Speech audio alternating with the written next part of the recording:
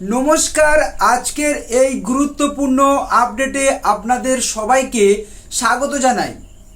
আপনাদের মধ্যে যারা অন্নপূর্ণা যোজনার জন্য আবেদন করেছেন কিন্তু এখনও পর্যন্ত ব্যাংক অ্যাকাউন্টে কোনো কিস্তির টাকা পাননি, অথবা আবেদন করার পরও স্ট্যাটাস নিয়ে দুশ্চিন্তায় রয়েছেন, তাদের জন্য আজকের এই ভিডিওটি খুবই গুরুত্বপূর্ণ হতে চলেছে। সম্প্রতি অন্নপূর্ণা যোজনাকে ঘিরে বিভিন্ন জায়গায় নতুন আপডেট, পুনরায় যাচাই বা রিভেরিফিকেশন, পোর্টাল সংক্রান্ত পরিবর্তন এবং আবেদনকারীদের স্ট্যাটাস নিয়ে নানা ধরনের তথ্য সামনে এসেছে। অনেক আবেদনকারী জানতে চাইছেন, আমার আবেদন কি অনুমোদিত হয়েছে, কেন এখনও টাকা আসছে না, আর যদি এখনও টাকা না এসে থাকে তাহলে এখন কি করা উচিত। আজকের ভিডিওতে আমরা ধাপে ধাপে এই সমস্ত বিষয় নিয়ে বিস্তারিত আলোচনা করব। পাশাপাশি জানাবো সরকারি দপ্তরে যোগাযোগ করার আগে কি কি কাগজ প্রস্তুত রাখবেন, কোন বিষয়গুলো অবশ্যই যাচাই করবেন এবং কোনো গুজব বা ভুয়ো তথ্যের ফাঁদে পড়ার থেকে কিভাবে নিজেকে নিরাপদ রাখবেন। তবে ভিডিও শুরু করার আগে একটি গুরুত্বপূর্ণ বিষয় পরিষ্কার করে জানিয়ে রাখি, এই ভিডিওতে যে সমস্ত তথ্য তুলে ধরা হয়েছে তার মধ্যে সরকারি বিজ্ঞপ্তির তথ্যের পাশাপাশি বিভিন্ন সংবাদ মাধ্যম ও স্থানীয় সূত্রে প্রকাশিত আপডেটও রয়েছে। তাই কোনো গুরুত্বপূর্ণ সিদ্ধান্ত নেওয়ার আগে অবশ্যই সংশ্লিষ্ট সরকারি দপ্তর অথবা সরকারি পোর্টাল থেকে তথ্য যাচাই করে নেবেন। এবার আসা যাক মূল আলোচনায়। আপনারা অনেকেই লক্ষ্য করেছেন, গত কয়েকদিন ধরে বহু আবেদনকারীর স্ট্যাটাসে পরিবর্তন দেখা যাচ্ছে।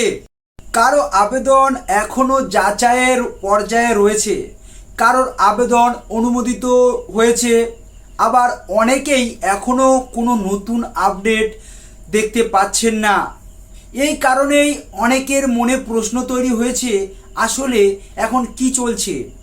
যতদূর জানা যাচ্ছে, যোগ্য আবেদনকারীদের তথ্য পুনরায় যাচাই করার কাজ চলছে। এই প্রক্রিয়ার মূল উদ্দেশ্য হলো যাতে প্রকৃত যোগ্য ব্যক্তিরাই প্রকল্পের সুবিধা পান এবং ভুল তথ্য বা অযোগ্য আবেদন আলাদা করা যায়। এই কারণে অনেক আবেদনকারীর ক্ষেত্রে স্ট্যাটাস আপডেট হতে কিছুটা সময় লাগতে পারে। তাই শুধু আজ টাকা এলো না বলে আতঙ্কিত হওয়ার কোনো দরকার নেই। আগে নিজের আবেদন সম্পর্কিত তথ্য সঠিক আছে কিনা সেটি নিশ্চিত করা সবচেয়ে গুরুত্বপূর্ণ। আরও একটি বিষয় লক্ষ্য করা যাচ্ছে, অনেক আবেদনকারীর সিটিজেন পোর্টালে প্রবেশ করতে গিয়ে সমস্যার মুখোমুখি হচ্ছেন। কেউ লগ ইন করতে পারছেন না, আবার কারো ক্ষেত্রে নির্দিষ্ট পরিষেবা সাময়িকভাবে দেখা যাচ্ছে না। সাধারণত পোর্টালে রক্ষণাবেক্ষণের কাজ বা ডেটা আপডেটের সময় এ ধরনের সমস্যা দেখা দিতে পারে। তাই পোর্টাল সাময়িকভাবে কাজ না করলে আতঙ্কিত না হয়ে কিছু সময় পর আবার চেষ্টা করুন। সবচেয়ে গুরুত্বপূর্ণ বিষয় হলো, যদি আপনার আবেদন সঠিকভাবে জমা হয়ে থাকে তাহলে কোনো অপরিচিত ব্যক্তি ফোন করে বা মেসেজ করে ওটিপি, ব্যাংকের তথ্য বা ব্যক্তিগত তথ্য চাইলে কখনো তা শেয়ার করবেন না। সরকারি দপ্তর সাধারণভাবে এভাবে ওটিপি চায় না। এই প্রশ্ন হচ্ছে, যদি এখনও টাকা না আসে তাহলে কি করবেন, কিভাবে নিজের আবেদন যাচাই করবেন, আর কোনো স্ট্যাটাসের অর্থ কি। পরের অংশে আমরা সেটাই বিস্তারিতভাবে আলোচনা করব। এখন প্রশ্ন হচ্ছে, যদি এখনও পর্যন্ত আপনার ব্যাংক অ্যাকাউন্টে অন্নপূর্ণা যোজনার টাকা না এসে থাকে তাহলে প্রথমেই কি করবেন। সবচেয়ে আগে আতঙ্কিত না হয়ে আপনার আবেদন সংক্রান্ত তথ্য যাচাই করার চেষ্টা করুন। অনেক সময় আবেদন গ্রহণ হলেও ভেরিফিকেশন বা তথ্য মিলিয়ে দেখার কাজ চলতে থাকে, সেই কারণে টাকা আসতে কিছুটা সময় লাগতে পারে। তাই শুধুমাত্র টাকা দেরিতে এসেছে বলে আবেদন বাতিল হয়ে গেছে এমনটা ধরে নেওয়া ঠিক হবে না। এখন আসা যাক আবেদনকারীদের স্ট্যাটাস নিয়ে। অনেক আবেদনকারীর ক্ষেত্রে অ্যাপ্রুভ, আন্ডার ইনকোয়ারি, পেমেন্ট ইন্টিলেটেড অথবা রিজেক্ট এই ধরনের বিভিন্ন স্ট্যাটাস দেখা যেতে পারে।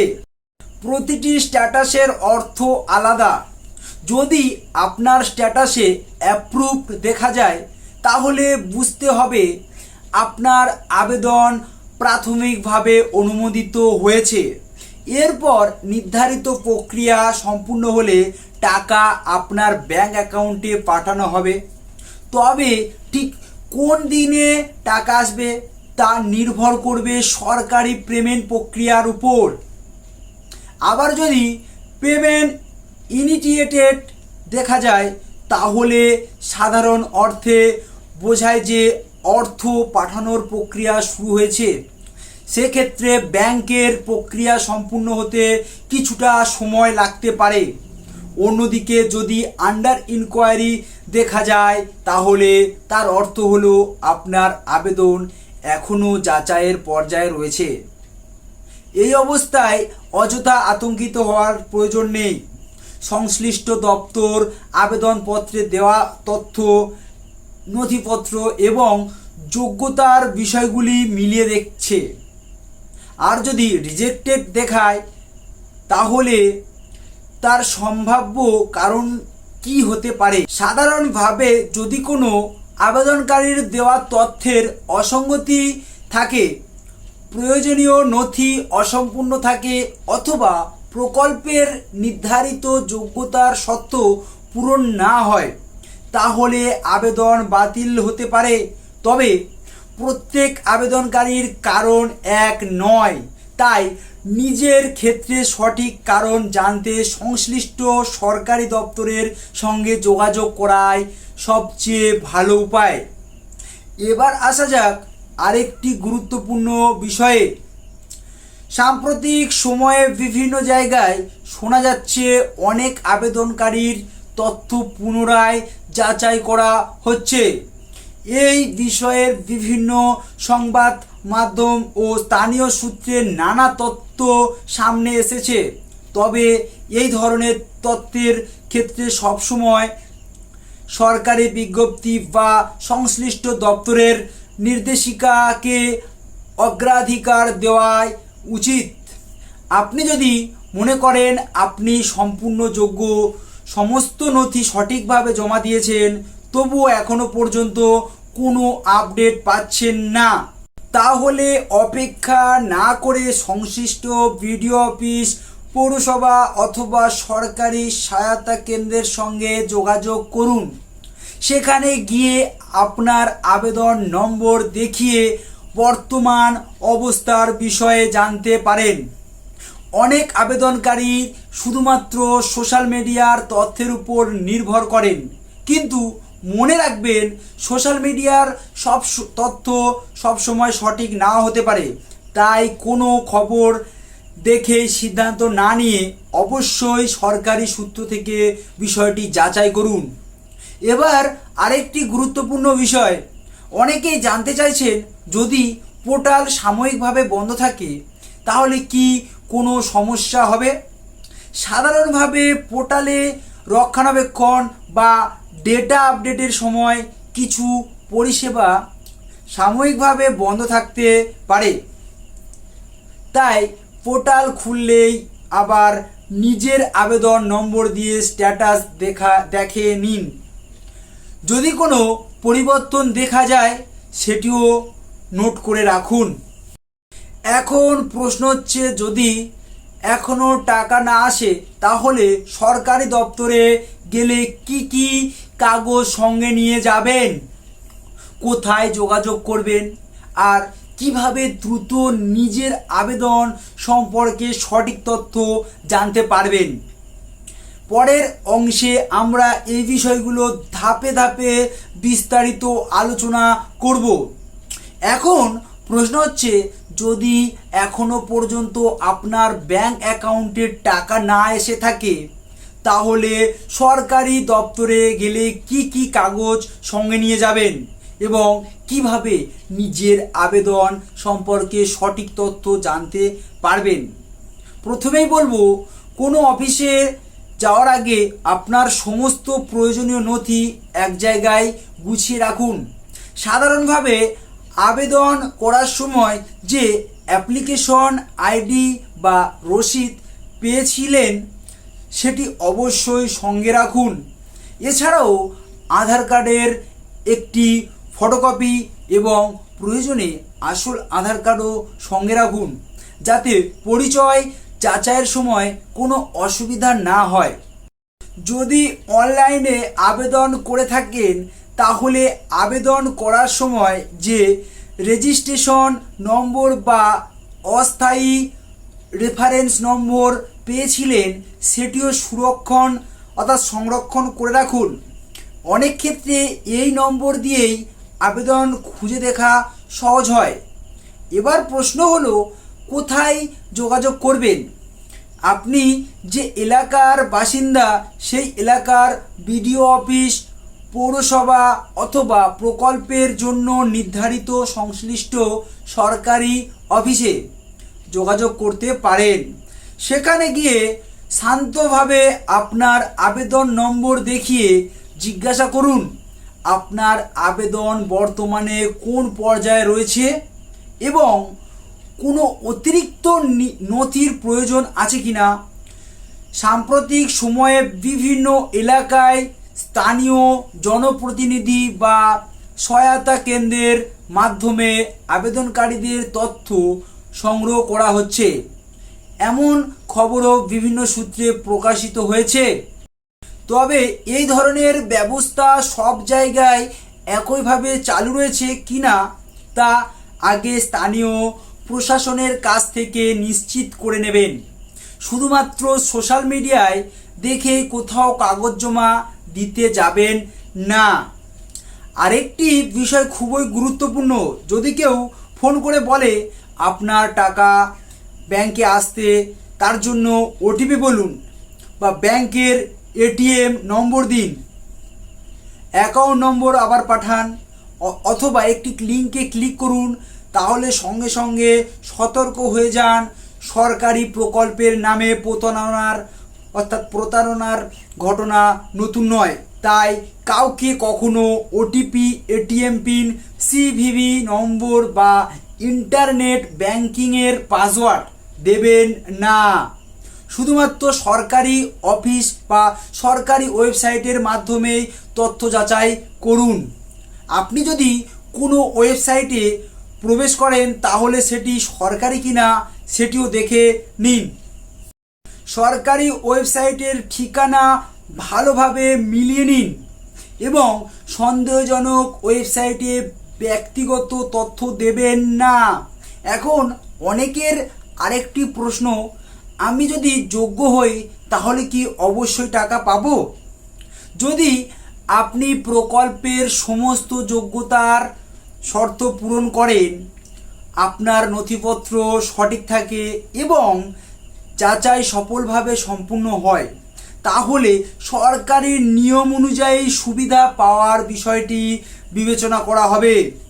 তবে টাকা পাওয়ার চূড়ান্ত সিদ্ধান্ত এবং সময়সূচি সম্পূর্ণভাবে সংশ্লিষ্ট সরকারি দপ্তরের প্রক্রিয়ার উপর নির্ভর করে। তাই কোনো ব্যক্তি যদি নিশ্চিতভাবে বলে আজই টাকা ঢুকবে, আগামীকাল 100% টাকা পাবেন, এই ধরনের দাবি বিশ্বাস করার আগেই অবশ্যই সরকারি সূত্র থেকে যাচাই করুন। এবার শেষ অংশে আমরা আলোচনা করব সবচেয়ে গুরুত্বপূর্ণ কয়েকটি সতর্কতা, সাধারণত ভুলগুলো কিভাবে এড়িয়ে চলবেন এবং এই পুরো আপডেটের সারসংক্ষেপ। এবার শেষ অংশে আমরা আলোচনা করব সবচেয়ে গুরুত্বপূর্ণ কয়েকটি সতর্কতা, কিভাবে সাধারণ ভুলগুলো এড়িয়ে চলবেন এবং আজকের পুরো আপডেটের সারসংক্ষেপ। দেখুন, অন্নপূর্ণা যোজনার ক্ষেত্রে সবচেয়ে বড় বিষয় হলো অযথা আতঙ্কিত না হয়ে সঠিক তথ্যের উপর নির্ভর করা। অনেক সময় সোশ্যাল মিডিয়ায় এমন অনেক পোস্ট বা ভিডিও দেখা যায় যেখানে বলা হয় আজ বা আজই টাকা ঢুকবে, এখন এই কাজ না করলে টাকা বন্ধ হয়ে যাবে, অথবা এই লিঙ্কে ক্লিক করলেই টাকা ছেড়ে দেওয়া হবে। এই ধরনের দাবির ক্ষেত্রে সবসময় সতর্ক থাকবেন। আপনার কাছে যদি কোনো অচেনা নম্বর থেকে ফোন আসে এবং বলা হয় যে টাকা পেতে হলে ওটিপি দিতে হবে, ব্যাংকের তথ্য জানাতে হবে অথবা কোনো অ্যাপ ইনস্টল করতে হবে, তাহলে সঙ্গে সঙ্গে সেই কল কেটে দিন। মনে রাখবেন, আপনার ব্যাংকের ওটিপি, এটিএম পিন, সিভিভি নম্বর কিংবা ইন্টারনেট ব্যাংকিংয়ের পাসওয়ার্ড কখনো কারোর সঙ্গে শেয়ার করবেন না। আরেকটি গুরুত্বপূর্ণ বিষয় হলো, আপনার আবেদন সংক্রান্ত কোনো সমস্যা থাকলে শুধুমাত্র সংশ্লিষ্ট সরকারি অফিস, বিডিও অফিস, পৌরসভা, সরকারি সহায়তা কেন্দ্র থেকেই সঠিক তথ্য জানার চেষ্টা করুন। প্রয়োজনে আপনার অ্যাপ্লিকেশন আইডি ও আধার কার্ড সঙ্গে নিয়ে যোগাযোগ করুন। এতে আপনার আবেদন কোনো পর্যায়ে রয়েছে, কোনো অতিরিক্ত নথি প্রয়োজন কিনা বা পরবর্তী পদক্ষেপ কি হবে সেই বিষয়ে স্পষ্ট ধারণা পাবেন। যদি আপনার আবেদন এখনও যাচাইয়ের পর্যায়ে থাকে তাহলে ধৈর্য রাখুন এবং নিয়মিত সরকারি পোর্টাল বা সংশ্লিষ্ট অফিসের মাধ্যমে আপডেট জেনে নিন। আর যদি আপনার আবেদন অনুমোদিত হয়ে থাকে তাহলে সরকারি প্রক্রিয়া সম্পূর্ণ হওয়ার পর নির্ধারিত নিয়ম অনুযায়ী অর্থ প্রদান করা হবে। আজকের ভিডিও থেকে সবচেয়ে গুরুত্বপূর্ণ বিষয়গুলো আর একবার সংক্ষেপে মনে করিয়ে দিই। প্রথমত, আবেদন করার পর যদি এখনও টাকা না পেয়ে থাকেন তাহলে আতঙ্কিত হবেন না। দ্বিতীয়ত, আপনার আবেদন নম্বর এবং প্রয়োজনীয় নথিপত্র সংরক্ষণ করে রাখুন। তৃতীয়ত, প্রয়োজনে বিডিও অফিস, পৌরসভা অথবা সংশ্লিষ্ট সরকারি দপ্তরে যোগাযোগ করে আবেদনটির বর্তমান অবস্থা জেনে নিন।